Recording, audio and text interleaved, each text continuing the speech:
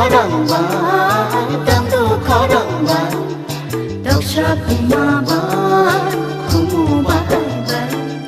sini buka Yesus Raja asal baika sini buka Yesus Raja asal baika semua khó đằng bạn tâm đủ khó đằng bạn đọc ra cùng mà bạn không mù bạn bạn sini buka Yesus Raja asal baika sini buka Yesus Raja asal baika hoi hoi hoi hoi rai đi hoi hoi hoi hoi hoi rai đi hoi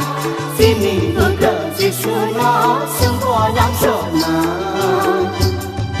sini buka Yesus nó sung hoa lắm rồi mà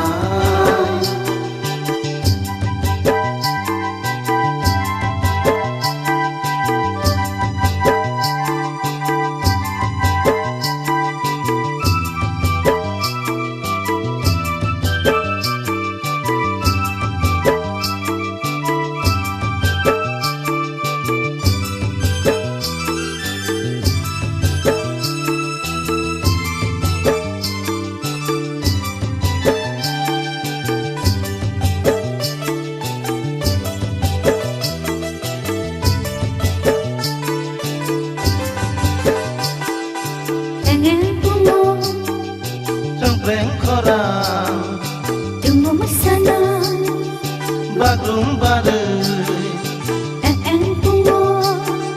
trong vén kholang đừng mong mất xa đó Bagrung badai sini buka Yesus Raja asal baika sini buka Yesus Raja asal baika hoi hoi hoi hoi rai đi hoi hoi hoi hoi hoi rai đi hoi sini buka Yesus nó sung hoa lắm rồi mà sini buka Yesus nó sung hoa lắm rồi mà semua khó đằng bạn tâm đủ khó đằng bạn đọc ra cùng mà bạn không mù bạn bạn sini buka Yesus Raja asal baika sini buka Yesus Raja asal baika